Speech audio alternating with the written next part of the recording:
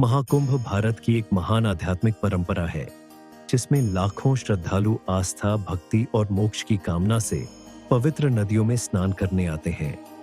यह पर्व हिंदू धर्म के प्रमुख त्योहारों में से एक है और इसका आयोजन हर 12 वर्षों में प्रयागराज, हरिद्वार, उज्जैन और नासिक में बारी बारी से होता है। महाकुंभ को मोक्ष प्राप्ति का द्वार माना जाता है क्योंकि यह मान्यता है कि कुंभ के दौरान पवित्र नदियों में स्नान करने से पापों का नाश होता है और आत्मा को मुक्ति मिल सकती है। लेकिन सवाल यह उठता है कि जो लोग महाकुंभ में भगदड़ जैसी दुर्घटनाओं में अपनी जान गंवा देते हैं, क्या उन्हें मोक्ष प्राप्त होता है? यह प्रश्न धार्मिक, आध्यात्मिक और दार्शनिक दृष्टि से गहरे विश्लेषण की मांग करता है। इस लेख में हम शास्त्रों, संतों की वाणी और तर्क के आधार पर इस विषय को समझने का प्रयास करेंगे। महाकुंभ और मोक्ष की अवधारणा। सनातन धर्म में मोक्ष को आत्मा की परम अवस्था माना गया है, जहां आत्मा जन्म मरण के चक्र से मुक्त होकर ब्रह्म में लीन हो जाती है। गीता में भगवान श्री कृष्ण ने कहा है, सर्वधर्मान् परित्यज्य मामेकं शरणं व्रज, अहम त्वं सर्व पापेभ्यो मोक्षयिष्यामि मा शुचः। भगवद गीता 18:6 अर्थात सभी धर्मों को त्याग कर केवल मेरी शरण में आ जाओ, मैं तुम्हें सभी पापों से मुक्त कर दूंगा और तुम्हें मोक्ष प्रदान करूंगा। महाकुंभ एक ऐसा अवसर होता है जब व्यक्ति अपने सांसारिक जीवन से कुछ समय के लिए हटकर प्रभु की भक्ति और साधना में लीन हो जाता है।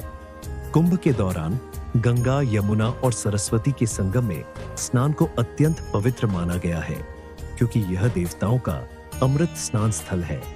मान्यता है कि इस दौरान स्नान करने से जन्म जन्मांतर के पाप समाप्त हो जाते हैं और व्यक्ति मोक्ष प्राप्त कर सकता है।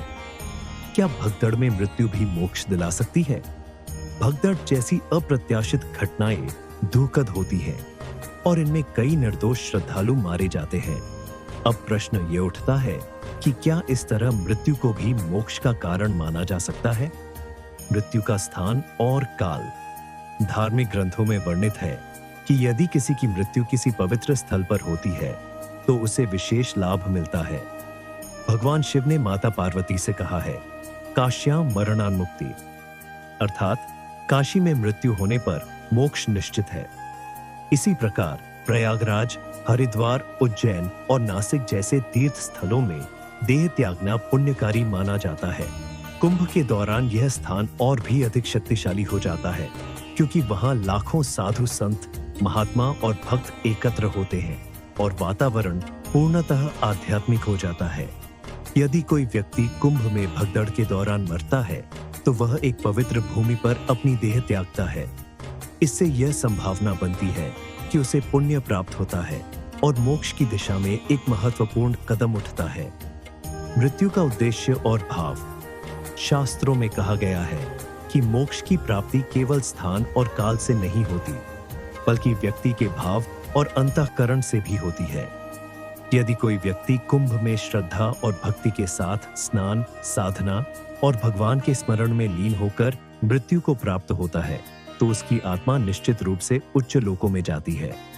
भगवान श्री कृष्ण ने गीता में कहा है, यम यम वापि स्मरण भावम त्यजत्यन्ते कलेवरम तंतमे वैति कौन्तेय सदा तद्भावो भावितः। भगवद गीता 8:10 अर्थात जो व्यक्ति जिस भाव को स्मरण करते हुए देह त्याग करता है वही भाव उसे अगले जन्म में प्राप्त होता है। इसका अर्थ यह हुआ कि यदि भगदड़ में मृत्यु पाने वाला व्यक्ति कुंभ में केवल पर्यटन या व्यवसाय के उद्देश्य से आया था तो उसकी आत्मा का गंतव्य भिन्न हो सकता है। लेकिन यदि वह व्यक्ति पूर्ण श्रद्धा, भक्ति और मोक्ष की कामना से आया था और भगदड़ में मृत्यु को प्राप्त हुआ तो उसे उच्च लोकों में स्थान मिल सकता है। अनजाने में प्राप्त पुण्य और मोक्ष। कई बार व्यक्ति अपने संचित पुण्य और पूर्व जन्मों के कर्मों के कारण भी मोक्ष प्राप्त कर सकता है। संतों और महात्माओं का यह मत है कि यदि कोई कुंभ में केवल पुण्य अर्जित करने की नियत से भी आया हो लेकिन उसकी मृत्यु वहां हो जाए तो भी उसके लिए यह कल्याणकारी सिद्ध हो सकता है। रामचरितमानस में तुलसीदास जी ने कहा है, संत मिलन संजोगी जन बिनु हरि कृपा न होए, अर्थात ईश्वर की कृपा के बिना किसी को संतों और पुण्य स्थलों का संग नहीं मिलता।